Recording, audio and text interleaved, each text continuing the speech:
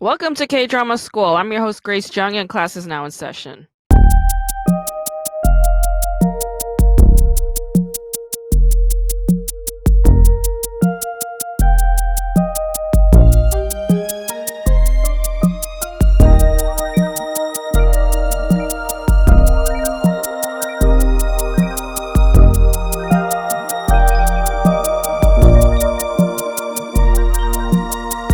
The show I'm going to be talking about today is called Miss Korea. It is a NBC drama that came out in the year 2013. It stars Lee Sun-kyun, and all of you know Lee Sun-kyun. He was the rich dad in that film Parasite. He's also one of the main protagonists of that amazing Korean drama My Mister, which is on Netflix in North America, or at least in the United States. And it actually stars an actress who I am not too familiar with. Her name's Yi-yeon, and she plays the young female protagonist who is living as I don't know how to they call it elevator girl, but back in the day in Korea, they used to have women who would just literally stand in an elevator and push buttons like all day. The equivalent of that, like they had similar like kind of service. It's not even a service. It's like the superfluous unnecessary job really. But like I remember when I was in Korea, I think in the year 2000, or no, it wasn't the year 2000. I think in year 2005, I think it was 2005. There were these women who were dressed in uniform, and they would stand in the parking lot of a supermarket, and all they did was bow. Like they were greeters. They would bow whenever somebody entered the parking lot, and they would bow again whenever somebody would leave the parking lot. And all I thought about at the time was just like, oh my God, these women are inhaling so much car exhaust. Like all of them probably have lung cancer. This is such a dangerous job. That's what I remember thinking. This show was written by seo-yeon, who I am not too familiar with, but she wrote uh, another Korean drama that's very well known called Pasta. I would say that's probably the one show that she's the most well known for. It's called Pasta. She also did a really weird. She did a couple of weird other dramas. Another is called 질투의 화신, or Don't Dare to Dream. In both Pasta and Don't Dare to Dream, Kong Hyo-jin is the star. I think this writer has a thing for Kong Hyo-jin. I think she has a thing for Lee Sun-kyun because Lee Sun-kyun is also in Pasta. I also think she has a thing for the actress Lee Mi-sook. Lee Mi-sook plays Ma-eri in Miss Korea, and she plays the owner of Queen Beauty Salon. She's also a former Miss Korea winner, pageant winner. And Lee Mi-sook is like such a badass actress. She was born in the year 1960, so she is currently in her 60s, but she was just like in everything back in the day. Like I think she's probably most well known for Whale Hunting, which is a film that came out in the 1980s. If you guys are a fan of the Korean filmmaker Lee Jae-yong, then you've probably seen her in An Affair, which she stars in alongside that fucking hottie. Shit, what's his face? Oh, Lee Jung-jae. Yeah, Lee Jung-jae is is a really hot actor. Jesus Christ. She was also in Untold Scandal. She was in Actresses. Actresses is a really excellent film. If you guys want to get sort of like the inside peek on what Korean actresses go through, and like, you know, what their politics are like amongst themselves and with the industry. I mean, that's a really interesting one. A lot of the dialogue was improvised between these actresses. Um, Chiju is in it. uh, Yoon Yeo-jung is also in it. It's a really great film, so check it out if you haven't seen it. But I love Miss Korea. Miss Korea was recommended to me by a comedian friend of mine. He's out here in LA. His name's Aiden Park. You've probably seen him in like a Coca-Cola commercial. I know he's also done some other television work. But Aiden recommended it to me because Aiden's mom used to be a Miss Korea contestant back in the day. Aiden's mom also was an actress back in the day, which is really, really fascinating. So she probably knows Lee Mi-sook. They probably rubbed shoulders at one point. It's probably about the same age. Um, But Miss Korea is set in the year 1997. That's the year when Korea's IMF crisis hit. IMF crisis is what it's talking about is Asia's bankruptcy. So South Korea declared bankruptcy, a bunch of other nations in Asia declared bankruptcy, and it was just like this horrible period. Like um, a bunch of other businesses went bankrupt. Of course, there were huge layoffs. This is actually considered one of these points in Korean history where a great deal of emasculation took place. There was a skyrocket of suicide rates at this time. A lot of fathers or breadwinners were feeling like dejected and lost. And if you guys haven't seen that film Peppermint Candy, it's worth checking out. It's very depressing. It's by Yi Chang-dong, but Peppermint Candy kind of examines this masculinity crisis that took place because of the IMF crisis. But not just the IMF crisis. I mean, there were other factors, of course, right? Like the Korean government attacking their own people, especially student protesters, demonstrators who are fighting for democracy. There's like a whole slew. It's like a really excellent film that goes through um, the Korean male psyche and its um, burdens and its suffering. So it's a great film for that. So check it out if you haven't seen Peppermint Candy. But Miss Korea very specifically homes in the late 1990s in South Korea and with these kinds of precarious female laborers, right? Like the elevator girl. And with these elevator women who are working at the mall, it kind of shows like the unfairness of that job. How the manager exploits women. I mean, he's very abusive, right? So it shows the problems of patriarchy, especially in a corporate setting. And it's also got a lot of heart and it has a lot of this sort of like real female struggle, you know, like the working class woman struggle. There was also like quite a bit of queerness in this film. I mean, in this show. For instance, the main protagonist, Oh Ji-young, played by Lee Yeon-hee, she is she is the only daughter in her household. So she lives with her father, her grandfather, and her older brother. So it's like a family of four, but like it's all men. And they run their little like supermarket, local, not even supermarket, local convenience store. And she is the one that goes out to work and bring home the bread, right? So they're all relying on her, but she doesn't have a mother. Her mother died when she was young. So what she does is she calls her dad 엄마, which means mom. And the dad, like, you know, kind of emulates a mother. You know, he wears an apron.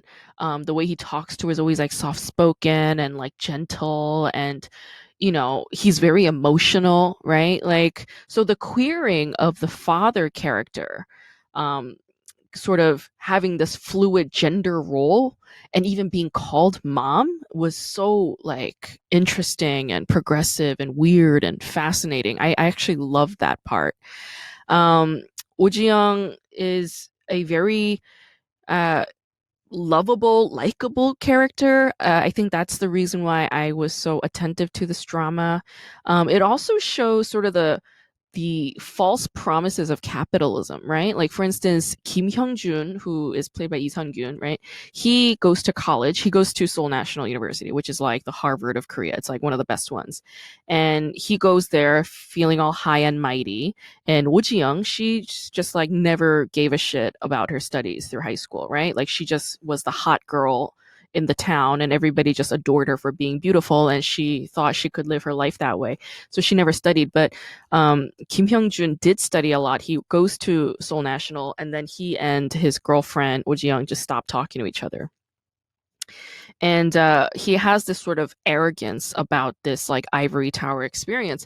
But of course, the false promise of capitalism is that your education is not necessarily going to equate um, an excellent investment, right? Like in his case, he went to a great school, but he graduates and there's nothing. I mean, like he's like being chased by loan sharks. His business keeps failing, and ultimately, you know what? Like Oh Ji-young is the one that rescues him. I mean, she like resorts to the Miss Korea experience as a last resort, as a final resort, because she lost her job at the mall as elevator girl. She says yes when Kim Hyung-jun approaches her and asks, "Do you want to be the Miss Korea pageant?" Kim Hyung-jun has a skincare line, so this is when like BB creams were starting to become a thing. So they were being developed in the late 1990s. By the year 2000, when I went to Korea for the first time in 13 years, BB creams were just like mainstream. Like all the Korean women were wearing BB creams at the time. By that year, also lip glosses were in, right? So like this was sort of this transition phase out of foundation and heavy based makeup with like thick lip liner and dark lipstick. They were phasing that out and they were entering sort of like the dewy look with like lip glosses and BB creams, more of a natural sort of appearance. Um, but yeah, Kim Hyung-jun is like a really pathetic guy, like he thinks he's the shit, but he's a nobody, turns out. And Woo Ji-young just has a lot riding on her, right? Like this Miss Korea pageant is huge, and she ultimately makes it, and she pays off his debt, pays off her family's debt, and she continues with her pageant life. I loved Lee Mi-sook in this drama. She was just phenomenal. All right, so Lee Mi-sook plays the queen beauty salon head honcho Maeri, and like the way that she philosophizes the Miss Korea pageant and the way she philosophizes hairstyles, the way she philosophizes um, bodybuilding and training and dieting and all of this, right? Like, of course, on the one hand, you have that layer of misogyny motivated by the male gaze, right? Like Miss Korea pageantry, any kind of pageantry is, for the most part, catered to that patriarchal male gaze. Yes, we have that. But this sort of industry is really to help out a lot of young women who need a way out, right? Like they've tried everything. None of the jobs are working out, right? So it's really a critique of this capitalist Korean patriarchal society. Like the people who were the first to fired were women back when the IMF crisis hit. All right. So all these white collar female workers were laid off or fired. All right. They were the first ones to go.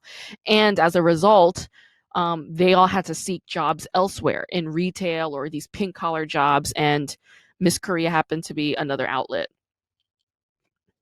In the present day, you have a lot of that outlet in the K-pop industry, right? So you have a lot of young Koreans who are really fighting tooth and nail in order to make it in the K-pop industry because it offers the promises of riches in a highly competitive society where basically every single Korean is like educated. The majority of the population are college educated. The majority of them are literate, meaning they can all read. The majority of them have internet access at home. So there's really like, from this neoliberal standpoint, there's no excuse why nobody should be able to get a job in a white collar setting. But the reality is, capitalism has a lot of flaws, right? Competition isn't necessarily the answer to everything. In fact, it's highly inhumane and very dehumanizing, right? Whenever there's somebody at the top, there's always going to be people at the bottom, right? Whenever there's a winner, there's going to be a loser. So it's not a fair system. And that's part of the reason why there's such a high suicide rate. That's part of the reason why everybody's so overworked. It's part of the reason why South Koreans are highly um, in a state of discontent with their society and their government. So seeking out these artistic industries in order to make it does become the fallback. And Miss Korea, I would say, was one of those categories. It's an excellent show. I really strongly recommend it if you haven't seen it. I love it. I really, really love this show, and it's on Viki. And I don't know whatever happened to Yeon Hee. I just really haven't seen her in a lot. I mean, I guess she was in Phantom in 2012, the year before that. That stars Switches Up, I think. Yeah, I couldn't get into that show. It was weird. Today's guest is Van Jazmin. He is an amazing artist. All right. He's an amazing visual artist. He's worked with some huge big name musical artists, including Skrillex, including Riff Raff. He's toured with them. He's multi-talented. He's also a clown. I mean, like I've seen him do some clowning. Like he and I made film, like a short film. I made a profile documentary film about him and his clown philosophizing, and I thought that was so interesting. And I love Van. He is like one of these pure artists, pure artist types, and I love people like that, because they're just so genuine, they're so giving, they're so present, and they're highly creative. Like they're my favorite kinds of people. And I just had really a wonderful, wonderful time talking to him. So let's talk to Van Jazmin.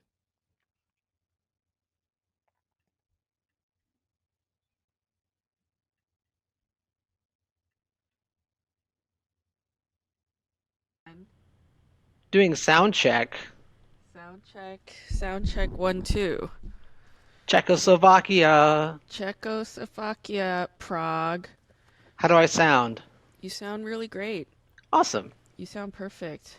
How Excellent. are I think I need you? to hold it. I'm good. I Yeah. was a little worried about my microphone because I bought it at 7-Eleven. 7-Eleven makes good mics. That's what I heard. That's what I read. Good old Slam Lem. The 7-Elevens in Korea are really nice. Like they sell Ooh. really dope stuff. Have you been to Korea? No. They sell like like little like lunch boxes, and they sell like packaged foods that are like not shitty, Like they sell like decent stuff at Korean 7-Elevens. Also the 7-Elevens in Japan. Like they sell really nice shit. Yeah. Oh, is it like Daiso? It's like a Daiso, it's like a 7-Eleven Daiso. It's like a convenience store Daiso. Yeah. It's I not s- like the American ones where you're walking into like a portal to hell. no, it's like Smells the like hot saddest dogs. place on earth. Yeah. Like particularly LA 7-Elevens. They're such a bummer. Truly, that's an understatement. Yeah, they Bummer make me town. want to die. Yeah. Like I go to a 7-Eleven, I'm like I want to die today. Can I please have a death? To No go. condiments, just death. Yeah, just Yes. forget the ketchup. Just give me death right now. And All they right, you don't take know what you're saying because they can't understand a word you say, so they're like, they're "Put like, it in the "What?" bag? In the bag? No, In the bag. All right, I put it in the bag. no bag, Huh? just death." All right, Marlboro Lights? Sure. Okay. Yeah. You got your clown nose on? Do you have Yeah, a clown name or an not identity? yet. Uh-huh. Still working on it. Yeah. I thought of the name Meepo, but it kind of sounds like meatball. That's somebody else. So I had to go back to the drawing board for that. Meepo's cute though. Meepo. Yeah. Hey, which nose do you like better? You like this one? This one. They're both awesome. Um this the second one is it reminds me more of like you and your style. Like it's got more character. Cause like I saw your film, right? Was it Hollywood Home Video, right? Yes. And it's got that sort of It's right which here. I love your film. Thank you. And oh my god, I love that laurel too with the Oh, weed did you get a fucking look laurel. at That's that? Yeah, the weed laurel. amazing. That's astounding. And I love that it's in a VHS cassette. It's so beautiful. Oh my And it god. looks like a home video. It's got the stickers and Yes. everything. Well, this one has Oh, one so sticker. good. Oh my god, it's so amazing. And you were filming that for a long time, right? You were shooting that for a long time?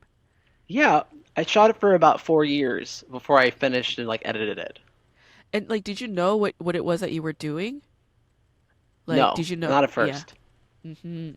At first, I was just shooting whatever I wanted to and Yeah. just carrying my camera around a lot, like Yeah. compulsively, Yeah. and it went with me everywhere. So I Yeah. naturally was recording some weird shit because I was doing weird shit at the time with Yeah. weird people. And Yeah. Yeah.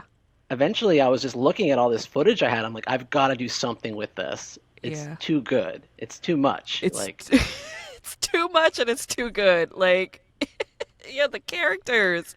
Oh my God. Yeah. And that's really a testament like to you as an artist too. Like you're very adventurous. You're very bold. Like you wind up in spaces that could be intimidating to a lot of people, but you're just there and you're present. You're with them and they're present with you. It's just so interesting. Yeah. I learned that from I have a mentor who is a filmmaker and Yeah. a documentary Anybody we know? photographer. Um, I just blanked on his name. I can't believe it. It'll come back to me. We haven't talked in a while, but Okay. past So you're a mentor filmmaker.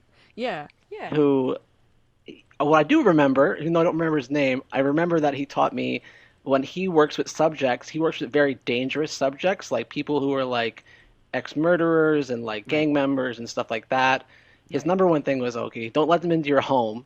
That, and then also like learn how to be with them rather than like treating them like outsiders. Like Okay. sort of put yourself Wow. in their world Mm-hmm.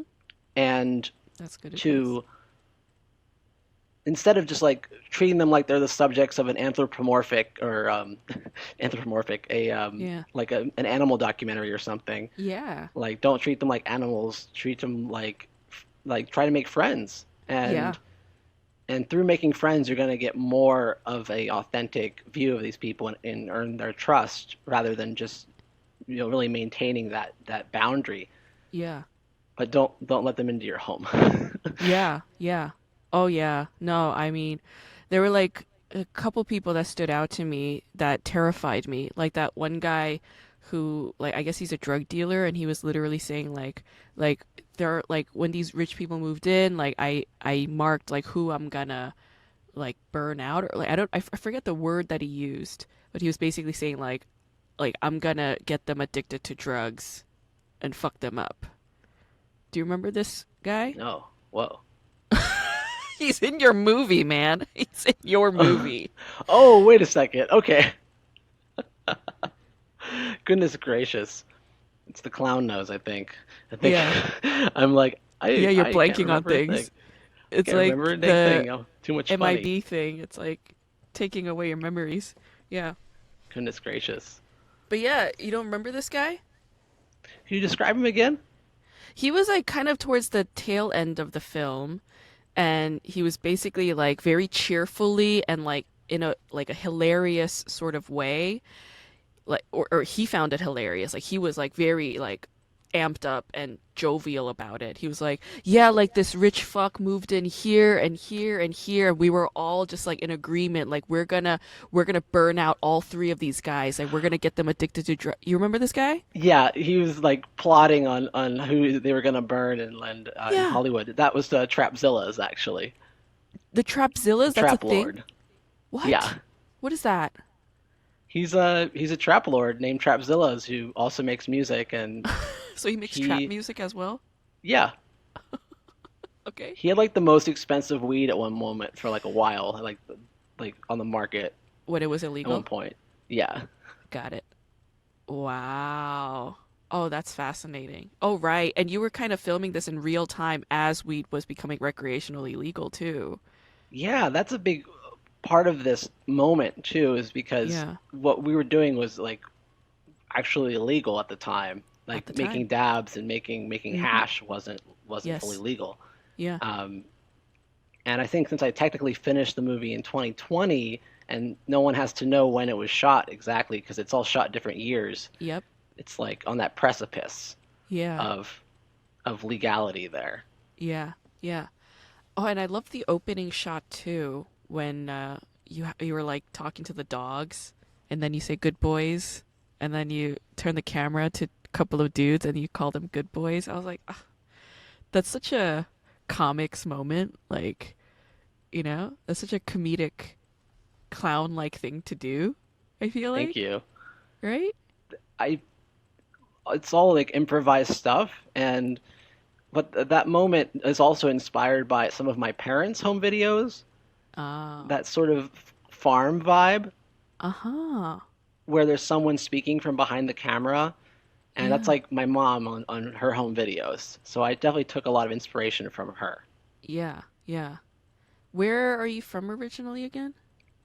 I was born in Pennsylvania. I actually grew up in a really radioactive town there called Canonsburg, Oh, wow. and there's like a huge dump of radioactive waste because that's where they had radium mines.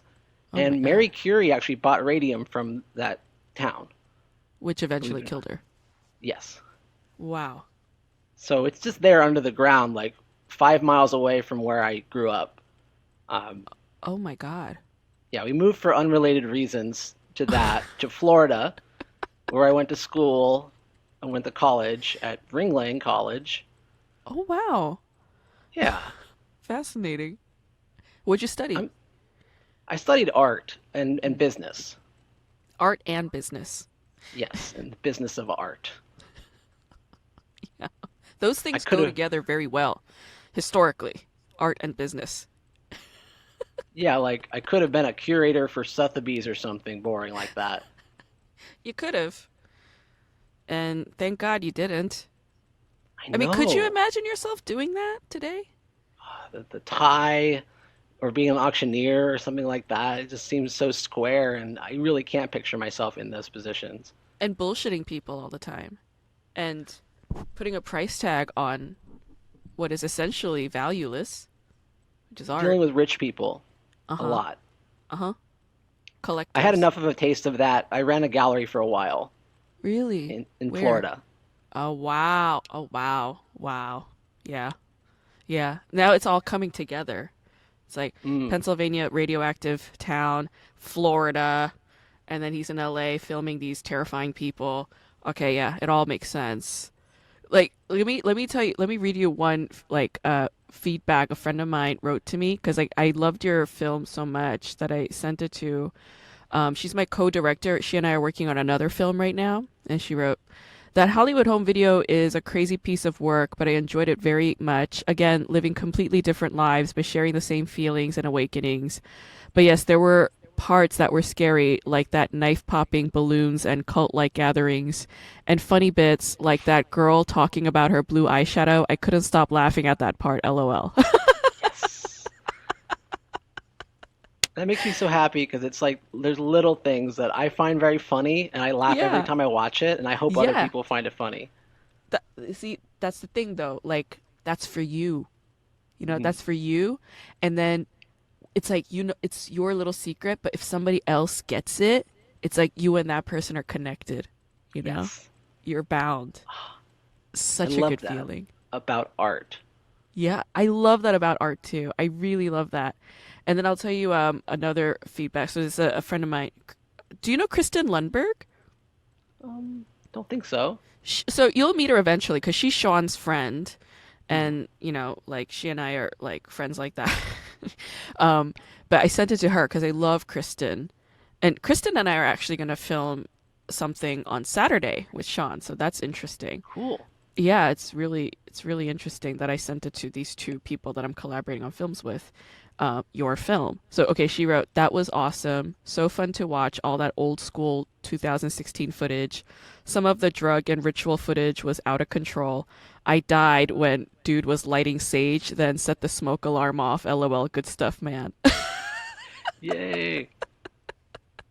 And I love that like two of my friends found something so specific, so funny, and it's not at all like it's totally different. You know, they're very, very different things. And I love that. I was like, what was so funny about the blue eyeshadow girl? Like, what was so funny about the smoke alarm thing? You know, but it's like they found it hysterically funny. I love that so much. Oh, Grace, thank you for showing my film to people. Of course, like whenever I encounter something good, I gotta share it. I gotta let them know. You know, but like not in like an annoying way because then that seems insincere, like in a meaningful way, like to the specific people who I'm like they'll get this, like they'll appreciate this, you know. And I'm like, you gotta see this, like I thought of you when I was watching this, you know, like that's the way to share it, right? Hell yeah. Yeah. um so okay, so you didn't have any training in film per se. Not necessarily. I did work on a film right out of college Yeah. where I was like so fresh out of college working with people who I went to school with. So Yeah. I, Yeah. I produced a short film and it was Uh-huh. about teenagers doing Oxycontin. Of course. Yeah. Yeah, that film was weird because I didn't find out till later that the leads actually were doing Oxycontin and actually were high. And I didn't know. I thought it was all fake. The director did a great job at keeping that under wraps. Wow. Oh my God. Okay, so there are some like legally sensitive issues there, but Yes. bold. There's boldness. So, okay, so did the director get what he wanted from going that route? Oh yeah, I think he did. And I, it's the thing about casting. He casted people who are kind of non-actors, Okay. Yes. and that I understand from a certain perspective because Yeah. you're looking for authenticity in Mm-hmm. one area, Mm-hmm. but the delivery of the lines is not going to be as good as if it was with an actor. Yeah. Yeah.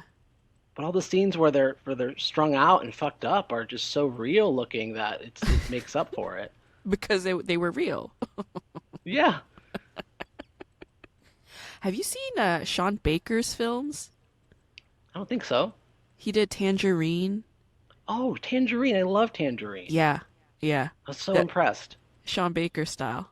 Like that's Sean Baker style. He'll Yeah, hire non-actors essentially. Like real people from that environment and then work with them. I admire that so much. It must be Me so too. hard to do, but it's so worth it. It's so worth it. But like making any movie is so challenging, right? Yeah. Yeah. I mean, fuck yeah. I noticed that you donated to my film and I was so moved by it. Thank you. Oh, you're It, welcome. and that's something I noticed like and I was really humbled by, but also like part of me was like enraged at the system because I noticed that like everybody the majority of the people who donated are like grad students and like comedians and artists. Like essentially the poorest of the poor. The people Isn't that that how it goes? it is and yet it's still heartbreaking. It's still heartbreaking. I don't know. It's I only guess they can, yeah. yeah, only they can understand the shoes you're in, though. Yeah. Yeah. Is that's a really crappy situation, Yeah. but I think it's gonna pull through, and I can't wait to see it with the sound and everything finished. Yeah. Yeah, for sure. Thank you. Yeah, I started submitting to festivals as of yesterday. So, um, but you Yeah, submitted your film to a festival in Berlin. Like, which festival was that? it was the Berlin Underground Film Festival. Oh, nice. Nice. Did you get to go?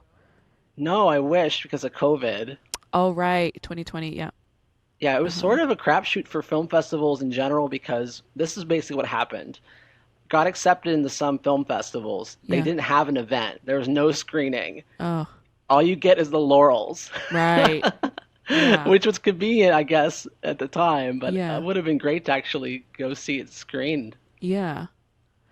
Yeah. It's such a atmosphere, right? Like, seeing your film on the big screen with strangers who paid to go and see it, and then like meeting other filmmakers and talking about their film and their production experience and sharing war stories essentially, and then the whole like that whole thing. It's such an experience, and yeah, it's sad that it didn't have that, but fuck, like Berlin is like the perfect place for your movie too.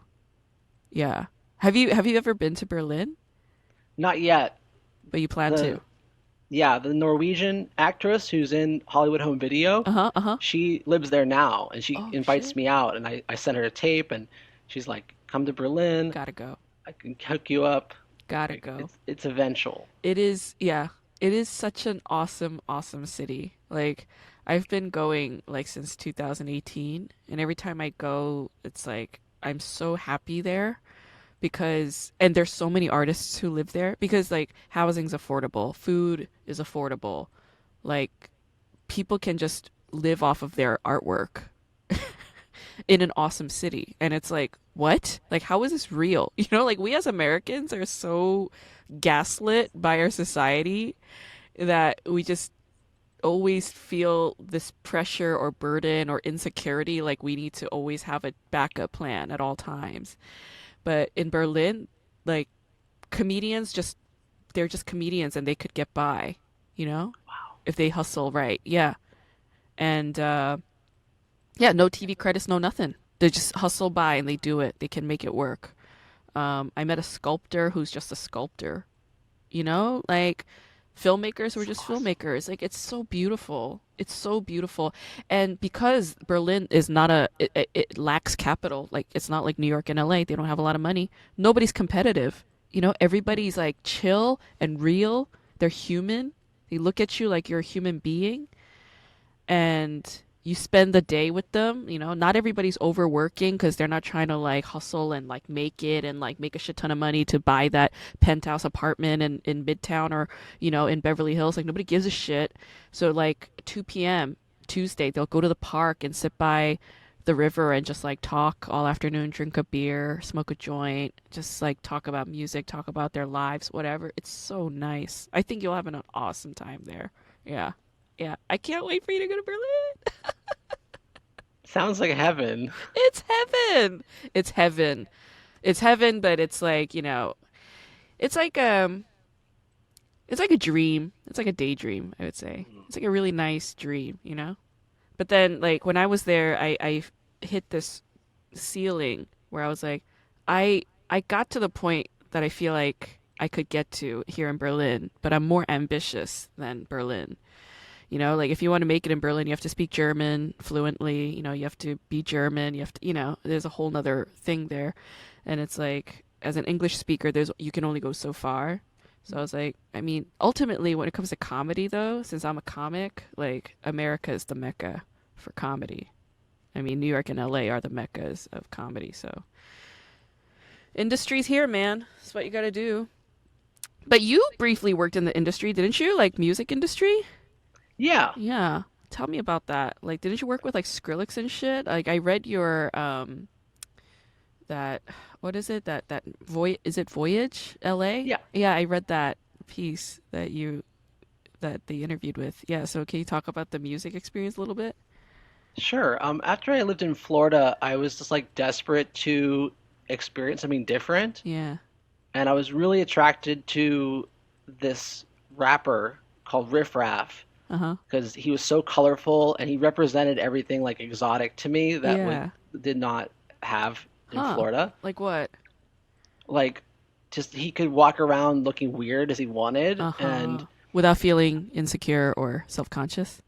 yeah, and he was just doing it. Like he was doing his career, like he was just Yeah. flaunting it. And Yeah. I mean, there are a lot of really notable artists in Florida, of course, like Miami is a good example, but I Yeah. was living in the backcountry kind of area. The And boonies. Yeah. yeah, so The toxic that said, wasteland of Florida. yes, Uh-huh. the undeveloped areas, it's a very Confederate flag kind of country. Okay. And that said, you could either be like a square or be like a hick, and there Uh-huh. wasn't much in between Got it. there. That said, I went out to California to specifically to work with Riff Raff. Yeah. And through a series of strange events, I did get to meet him. Uh-huh. I did end up moving like 5 minutes away from where he lived. Yeah. And we ended up working together where I built his website and his clothing line Yeah. from scratch. Hmm. And he knows everybody. So that sort of jettisoned me into meeting all of these other people in EDM and in hip hop. Mm. And soon enough, once I moved actually to LA proper, Hmm. I was going out like multiple times a night to all these different events. They were like the seedling events of some very famous parties now, Mm. like Space Yacht and Mm. Brownies and Lemonade Wow. and events like that. Yeah. And so I was there very early on and going to these parties for free and just like meeting everyone. Yeah. Um, it's really a great time. And Yeah. I documented all of that in my sketchbooks at the time. Yeah. And concurrently, I was making a living from doing freelance like logos for Hmm. DJs. Ah. Yeah. Yeah. And so naturally, like Skrillex had a bunch of small events, Uh-huh. like where there was not very many people invited. Like there was like these little things. Yeah. One time he like took us all to Notch's mansion, the guy who like created Minecraft. Wow. He had like Wow. 3 Suburbans full of people and like brought us there to like Yeah. hang out. Uh-huh. Stuff like that. Like Uh-huh. and what we actually worked on was it was like a poster for the Full Flex Express tour, Uh-huh. which I was obsessed with because it was based on like if you ever seen the movie Festival Express, Mm-mm. it's a documentary about when Janis Joplin, Jimi Hendrix, the Grateful Dead, and a bunch of these Wow. people went on tour on a train through Canada. All of them together? Yeah, Oh my gosh. Okay. it's cool. And Oh wow. so what they were replicating that with all these EDM people Uh-huh. and going on the same route through Canada Yeah.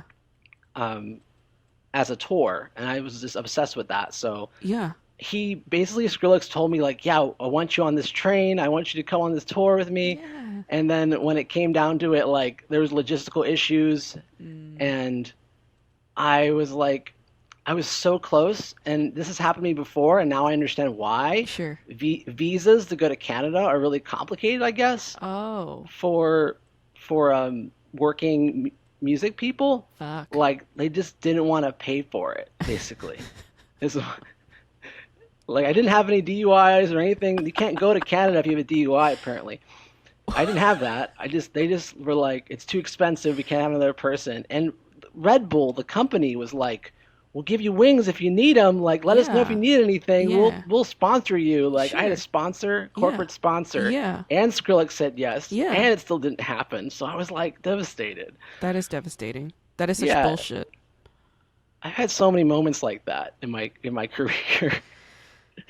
It's very exciting just to be in the opportunity, but the opportunity didn't happen, sort of thing. I've had a Right. lot of that. Because when somebody like Skrillex is saying to you, like, I want you there and you're going to be there and I want to do this and I want you to be part of this experience, like, you're creating that fantasy that you're going to go and manifest together.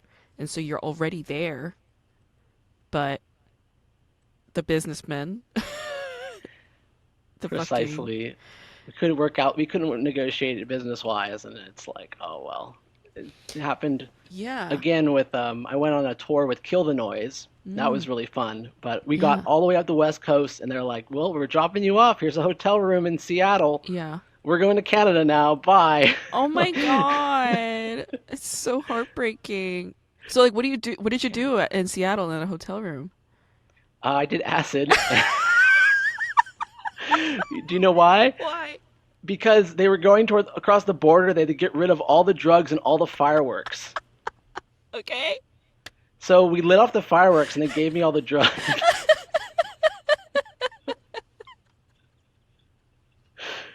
That was fun.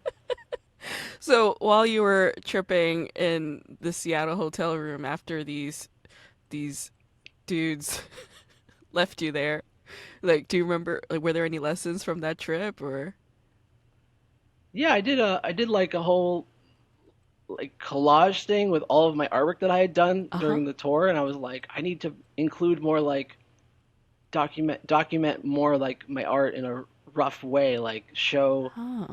show the objects that are around me and like do photographs of things, not just like Yeah. show the drawings. Yeah. I need to like document my process more. Uh-huh.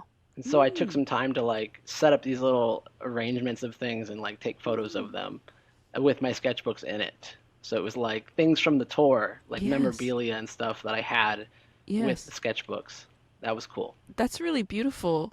It's like it's like self-love, you know? Yeah, It's like these dudes ditched you basically, and it could have been this lonely sad thing, but instead you were tripping and then you were like, "No, like document more of me. Like put more of me in there, you know? Like work me in there, you know?" exactly. I did a self-portrait. It was great. Oh, sounds awesome. I wasn't. I was just happy to have done it, just to go to Yeah, the West Coast. Like I was it's just huge. stoked. Jake from Kill the Noise is a genius because he got the idea from, I guess, Bob Dylan took Allen Ginsberg on tour with him one time, Uh-huh. and just to like bring a poet on tour instead of like bringing a photographer. And he's like, I want to bring you on tour because you draw and like you're different than just a photographer. And I ended up Right. doing video and photo and Yeah. drawing, Yeah. but I did paintings too, and I Oh, did a lot of wow. different documentation, What kind of paint did you use? a lot of neon paint. So acrylic? Yeah, Wow. paint markers. Oh, Yeah. and markers. Okay. Yeah. No, okay, I wanted to show you this. I bought this like 2 days ago. Ooh. I bought I never buy markers. Like the last time I bought markers was because like in kindergarten they told me that I have to buy markers, like the Crayola like 7 or Hmm. 10, whatever. But this is like a lot. I got this at Target. Look how many markers there are. So many. Whoa, you actually have a great range there. So many That's colors. So I'm gonna Sharpie is what I use, and they only come in so many colors. That's Like true. they have their own brand colors, basically. Yeah. So even like the highlighted one, those are the highlighted Sharpies, like the ones that you use in your notebook. Yeah. Okay, dope. Yeah. How long have you been like just kind of sketching people's faces and like, documenting in that way with the markers? How long have you been doing that? Well, I mean, the roots of it were in high school because people would beg me to do their portraits, and they knew I could draw, so I Ah, would do it just begrudgingly. yeah. But I got really into it around 2015 when I started going to all these DJ parties Yes. because I was so socially awkward. That was like my way of like having something to do and also of documenting at the same time. Mm-hmm. And I made a lot of friends that way. Yes. I got to draw a lot of interesting people, like even like some people who are anonymous artists. I got Yeah. to draw their portrait. That was very exciting. Yeah. And then I got into like going to drag shows and things like that and drawing the performers, and then I started drawing comedians Yeah. as well. And I Yeah. really enjoyed doing that. So I miss stand up for that Yeah. reason. Yeah. I love that. There's this photographer in New York, um, Mindy, I forget her fucking last name right now, but she's like the comedian photographer in New York. She's very expensive. I bet. But like that's not how she started out. Like she started out as like fine art photographer, like very classical, like beautiful, like upscale, like that kind of shit. And she hated it, so she started photographing only comics since like 2006 or whatever. And she's the one now. Like that's what she's known for. And I love that like that's another like category for you, like drawing comedians' portraits, because like comics are such vulnerable people, right? Like, like I was do you know Unseen Contemporary, the art No. gallery? Okay, so there's this art gallery called Unseen Contemporary. There are two locations. It's in Little Ethiopia. And last night I had this experience, like an open mic experience that I've never had in the United States before, which is you go to an open mic, you sign up, the first seven open micers get paid $5 to do a 7 minute set and they get a free beer. Have you heard of any what? No. Like it's all backwards. It's all backwards. And I was like, is this some kind of performance art piece that you guys are like fucking with us? Like, what's happening? But before, so I signed up. But before we did the mic, like there was some time to kill, and they had a pool table. So I started shooting pool by myself. But then like comics started trickling in, and there were three comics there I that I know, and the four of us started to play, and like they were so there were moments when they would be like shy and insecure, like they felt like they were under a lot of pressure when they had to like take a shot, and like they were like so like fragile and sensitive and like that, and then we go to do the mic, and when they're on stage they're nothing like that, nothing like that, fucking totally different person. Confident, aggressive, mean, hilarious.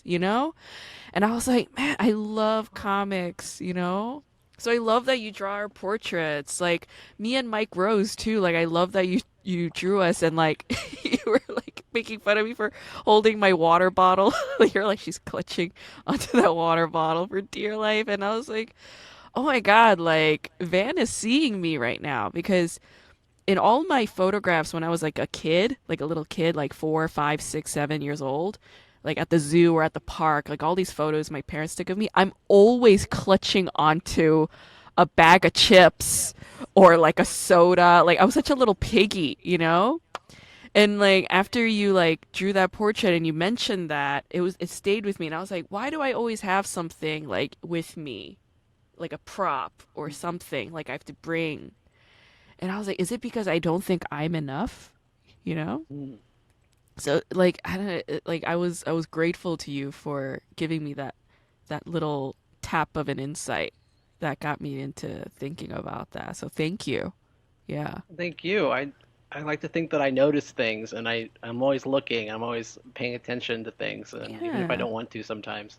Yeah. This is like the portrait of Baron Vaughn from my new sketchbook. Oh my God, it's amazing. It's one of the examples. This is a replica of my sketchbook. I made a series of books that are a full replica of a whole Yes. sketchbook. Yes. And you have an Etsy account where you're selling this, right?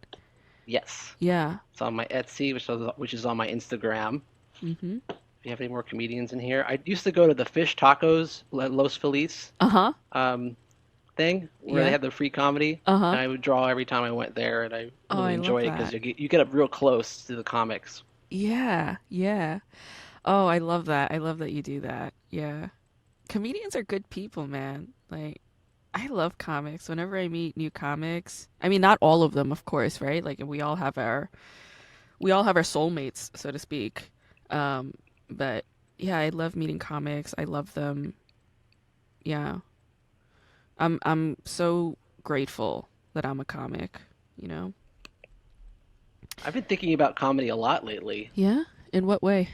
like in a sacred way, like it's Oh. really special. Mm-hmm. Um, I had this vision, Yeah. and it involved this idea of like judgment, like you're dying or you're like going to the next realm, right? Okay. And you're being judged by all these gods or entities or things, right? Yeah. And what do you do when you're being judged by them? Like, how do you win their favor? And I had this vision of just like getting sillier and sillier and sillier. And the sillier I got, they were like cheering for me. They were so like all about it. Yeah. And just like, oh, he went there, Yeah. he's going Yeah. off. Like, but if I got serious, you just kind of like bury yourself from that. Yeah. Like, oh, I'll be virtuous, I'll be good. Like no, just be They're silly. like, that's not what it was about, man. Like you read the Bible wrong. You read the Quran incorrectly. You read all the Zen books incorrectly. We wanted you to have fun and be a dork, man. Be weird. Be out there. Do you Be know what I your inner child, right? do you know what I believe is What? that I think a lot of these books, what happens, they got translated Uh-huh. and they lost their sense of humor. Yeah. Yeah. Because it's hard to translate funny. Oh, beautiful point.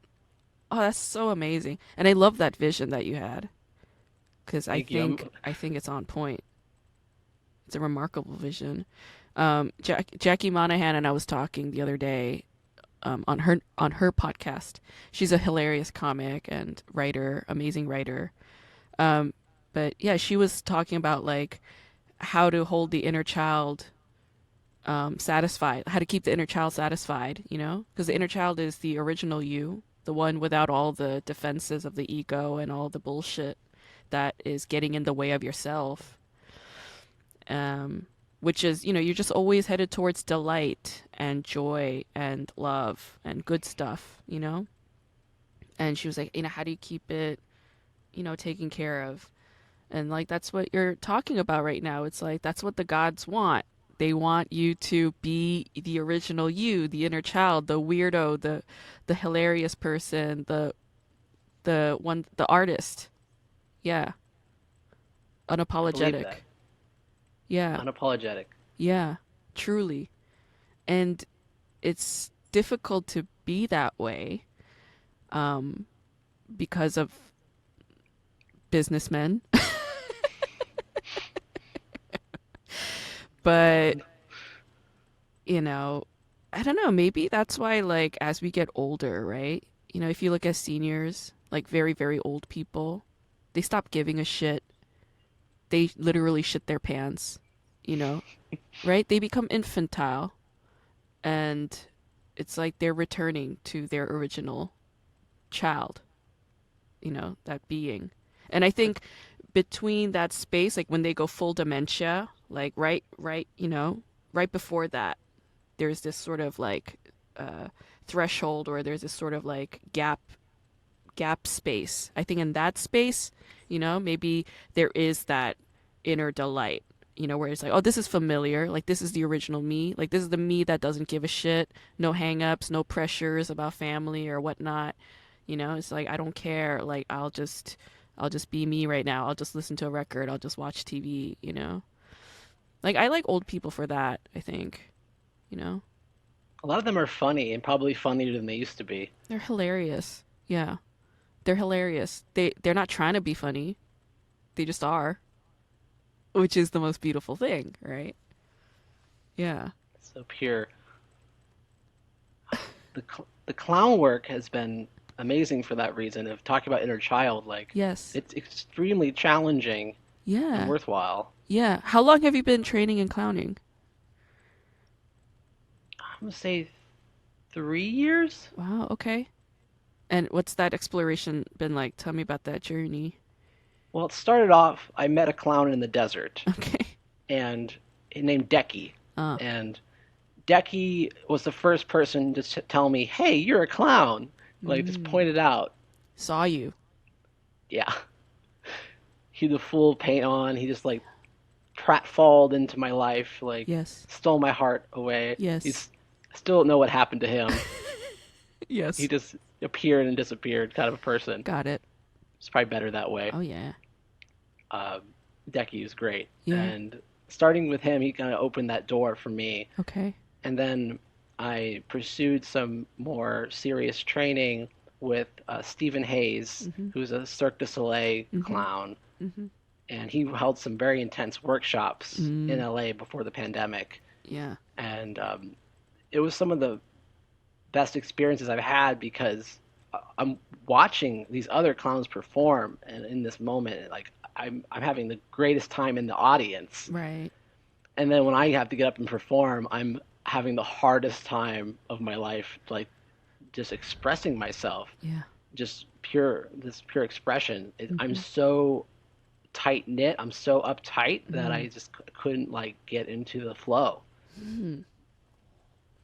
But it was like it taught me that. It taught me a lot about myself Mhm. and about how I've been trying to be normal for so long that I'm just like, like making myself more and more tight knit and like controlled. Right. And you in clowning, you want to lose a little control. Oh You yeah. don't know what you're gonna say. Mm-mm. You don't know what you're gonna do. Mm. It just comes out. Yeah. Yeah. That's kind of scary when you're like trying to censor yourself and trying to like be like very perfect. Right. Yeah. Yeah. It's impossible to really meld those two things, which you studied in college, business and art. Such a like a weird contradiction there. It's an amazing contradiction. Like if nothing else, you learned you learned that thing so that you know that that's not what goes in there, you know?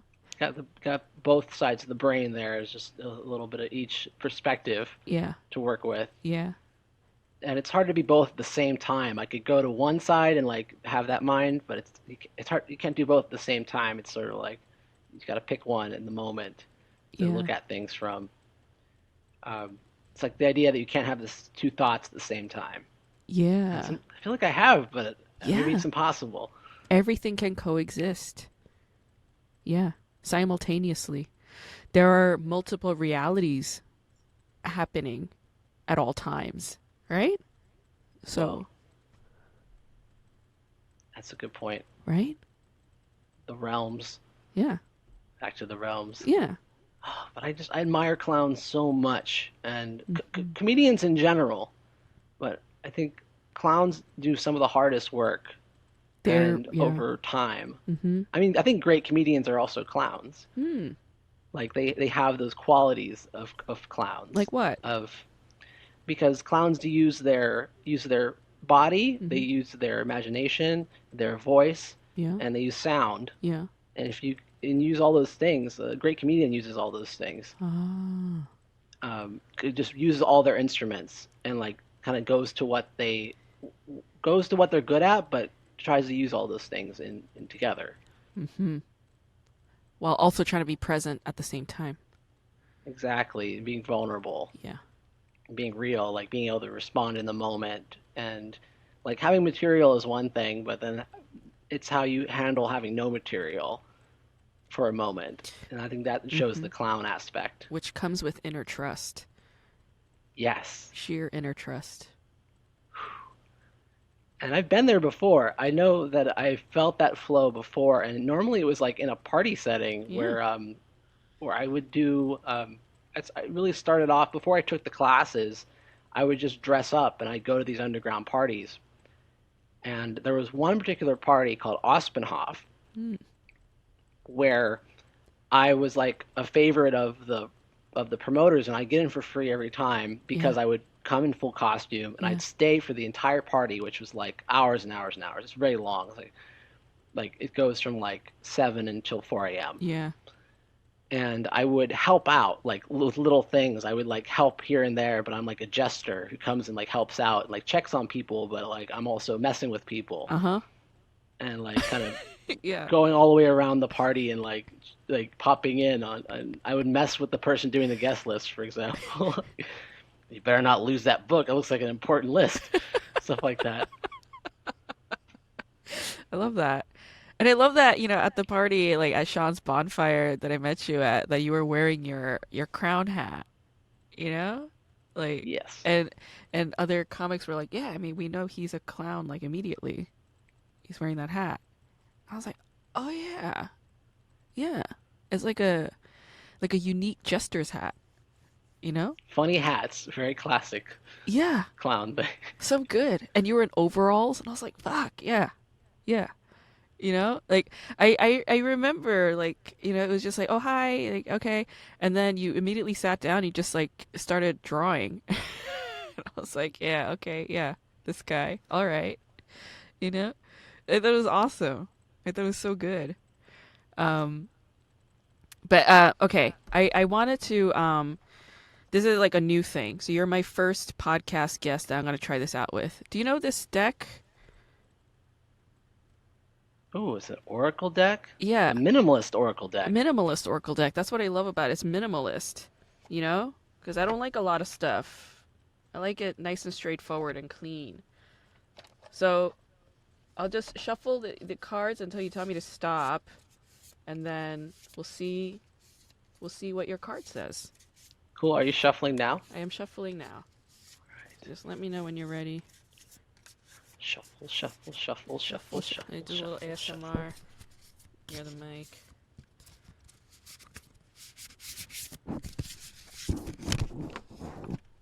Dropped one. Man down. I mean, that could be. And stop. Okay. Okay. You see it? What does it say? It says Pause. pause. And that's the illustration. So there's a book. So we look up pause. Pause. Okay, so it has I am statements, okay?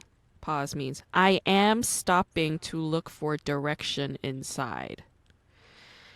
And the keywords are brief stop, turning in, presence, contemplation. Does any of this resonate with you? It does. It also relates to clowning as Mm, well. That's a big part of it, yeah. and is slowing down and reflecting in the moment, Uh-huh. seeing where you're at, not rushing into the next thing. And it reminds me of the podcast too, because you have to pause to let Yeah. the other person talk. Yeah. You got to pause to listen. Yes. and let moments sink in so you could integrate, right? Or recalibrate. I was just in therapy right before I came in to talk to you. That's why I think recalibrate. She kept using the word recalibrate a lot because I was telling her how emotionally overwhelmed I was with the outpouring of support I was receiving and how it brought up all these complicated emotions in me and made me confront the fact that I have low sense of self-worth. And she was like, get all this is good movement, so recalibrate. I was like, okay. So it speaks to me as well, but I'm glad you got pause as your word. Yeah. It's a good one. Me too. Thank you. Yeah. So let me ask you some flashcard questions. Something I do with Yeah. every guest. Well, comedic guests usually. They give the best answers. So there's a Korean drama called Miss Korea. Came out I think in 2013, and it's a very underappreciated drama. Um, I don't think it was like very popular when it came out, but and this is my first time seeing it. I didn't even like know about it, and then a friend of mine recommended it to me because his mother was a Miss Korea pageant person, like back in the day in Korea. So I watched it, and I love this show so much. Like it has so much heart in it, and I'm like all about this show now. So let me ask you some questions based on like scenarios from the show, and you just answer like what you would do if you were in this person's shoes. Sound good? Yeah. All right, dope. Okay, so it's the year 1997, and you're a 24-year-old woman named Chi-young who works as an elevator girl at a shopping center. So you have to stand for long hours at a time, pushing buttons, greeting every single person who comes on board, and you're wearing heels, a hat, a tight fitting uniform. You don't get bathroom breaks. You don't get lunch breaks. And there are cameras in the elevator that monitor you at all times, and they're very strict about how you carry yourself and how you behave while you're on, while you're working your post. And you know how hungry you get during these shifts. So you sneak in a hard-boiled egg and you carefully peel it and eat it whole while hiding from the cameras. After you finish eating, your manager steps onto the elevator and he sniffs the air and then asks you if you farted. And you deny it, but he insists that you farted and tells you to fart in your own damn room during your own time. What do you do? Oh my gosh. I'm so shocked by that. I think I would fall speechless. I would just be like,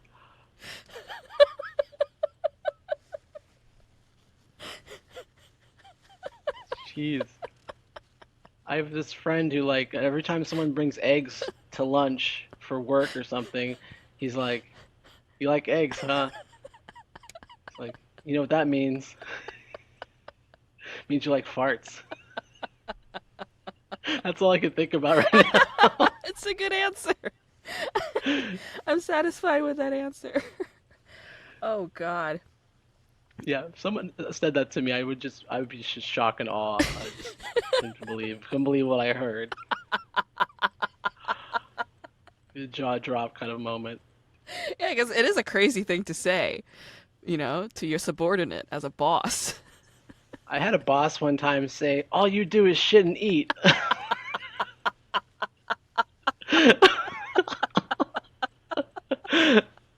But How where's do the you lie? respond? It's true. Like, we all do it Yeah, all the time, we all do. including him, who's accusing you of this. It's natural. What do you want me to do about it? I promise I'll never shit or eat again. Yes. Holy moly. Wow. Bosses are That sounds crazy. like what that elevator girl is dealing with too. Is that that's unnatural. Yeah. It's not having to be no bathroom, can't eat, Yeah. can't do anything. Yeah. All you never eat, never shit, never fart. Okay, great. I love that. Okay. All right, so you're still the same chick. You're Chiyoung, but back in high school, you were the most coveted girl in town, the hottest bitch. All the dudes in this town loved you, wanted to go out with you, okay? There was an older boy named Hyungjun who had a crush on you, and you liked him too. But after he went to the best college in Seoul, he stopped speaking to you. And you're an adult now, working as an elevator girl. And one day, he gets on the elevator after not being in touch with you for like 8 years. And he says to you, he wants to turn you into a Miss Korea contestant. What do you do? Wow, Young June. I think I'd be flattered. I think I would be like, get me out of this job immediately. Yeah. I was like, are you serious? Young June, are you serious? You're not pulling my leg right now, are you? 'Cause I'm done with this job. I was gonna quit today. Yeah. Let's do it. All right. All on board. Okay, great. And the past is the past, so it don't matter, right? You forgive him. Doesn't matter. Okay, cool. All right, you're still the same chick now. All right, you're Chiyoung again. You meet a Mhm. woman in her 50s. Her name is Ma Eri, and she's a hairstylist and a former Miss Korea pageant winner who successfully crowned many subsequent Miss Koreas later in her life. And she owns her own high-end beauty salon, and she tells you that she will guarantee a Miss Korea crown on your head. But one thing is missing. She tells you that your breasts are too small for the swimsuit competition and that you will have to undergo breast enhancement surgery. And you're not comfortable with this, but there's a lot riding on this crown right now because you just got fired from your job, you lost your pension, and you have to support your family of grandfather, father, uncle, and older brother. Plus, it's the year 1997, and South Korea just declared national bankruptcy due to the Asian financial crisis, and everybody in the country is in an economically precarious situation. What do you do? I think about who's gonna pay for the breast augmentation surgery. It sounds like that's the option. Yeah. Sounds like that's the way to go. Okay. So That you, can be reversed, right? I think yeah, so. they can be. They can be. Yeah. Yeah, it's like hard times are pushing me to do things I wouldn't normally do, Mm. but I'm so close to this crown. Mm-hmm. So close. It's gotta make sacrifices. Yeah. Okay. Gotta go for it. Hmm. All right. Yeah. So you just do it for the Miss Korea thing and then maybe get him removed later. Yeah. All right. Dope. Very practical answer there. Very good. Okay. So you're still Chiyoung, okay? You're in the hmm Miss Korea regional competition and you're about to go up on stage for the swimsuit segment of the show. But these other bitches who are very jealous of you, they take your swimsuit, they take the top and they destroy the chicken cutlets that were supposed to give you a boost. They just rip it all up. What do you do? That is fighting words. Like that's not even words. That's fighting actions. They ripped my chicken cutlets. Yeah. I don't want to be like a snitch, but they need to see some consequences. Mm-hmm. I might catch these hands, honestly, first. Yeah. Not having it. Yeah. That is violating. Yeah. Oh yeah. These bitches cornered you. They grabbed your titty things and ripped them up. You gotta stand up for yourself in that situation. That's not okay. Mm. You can't just be like, I'm telling. Well, no. I think anybody would respect you more if you fought back a little bit in that situation. Yes, I agree. 'Cause I assume it's all on camera too, so Yeah. like everyone's gonna see this happen. Mm-hmm. Yeah. And also, your own self-respect, right? It's like, fuck those bitches. Disrespectful. So disrespectful. So rude. So mean. But I hear it's like that. I heard it's like that with like all of those like pageant like this. I hear even like drag queens will sometimes fucking sabotage one another. I could see it. It's too bad because like the actual scene isn't like that, but the shows are. Something about reality television does things to people. Yeah. So manipulative. Yeah. They call it reality, and yet it's like you're not really being your real you. You're being a hysterical part of you that you wouldn't have been normally if you were not on TV. Yeah, like the director is like giving little like hints to people like make them cry now, make them cry.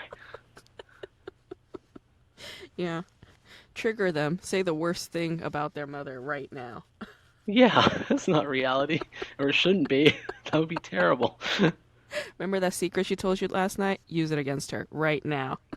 Oh God, it Okay. is like that. Yeah, it's a fucked up world out there. All right. All right. Um. Okay.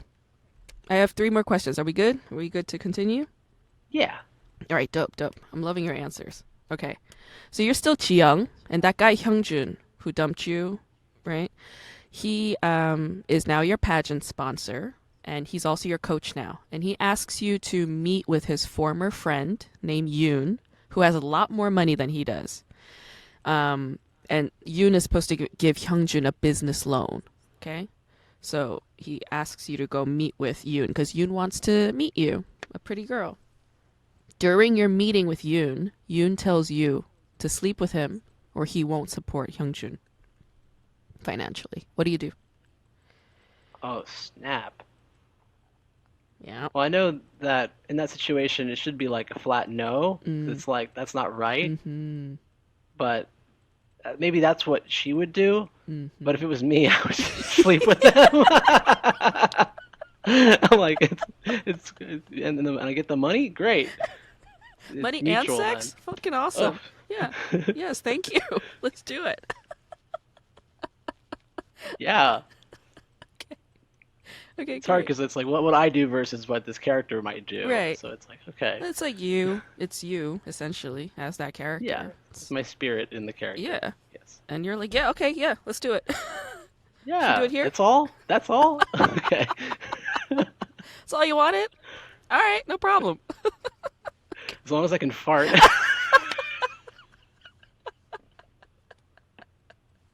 And eat hard boiled eggs after, like Yes, I immediately love after hard-boiled sex. eggs. Order Oh, some hard boiled eggs, room service. Yeah. Awesome. Okay. So you're Hyungjun now, okay? You're the guy. okay. You and your cosmetics team developed a new skincare product called a BB cream. It's a tinted cream that also has SPF, and it makes women's skin appear smooth without looking all heavy with makeup. So it's not like heavy like foundation. It's like light like a cream, but it's got a little bit of tint. But a much larger company than yours scoops the product, and you're left with nothing except debt to loan sharks, and all these loan sharks are trying to kill you. What do you do? I feel like I've been there before. Let's I'm see. sorry. This is being exploited by people with more money than me. Yeah. Um, what I do? Well, if I do what I did before, I just get really mad and not really take any action at all. And then like be mad about it for years and years and years.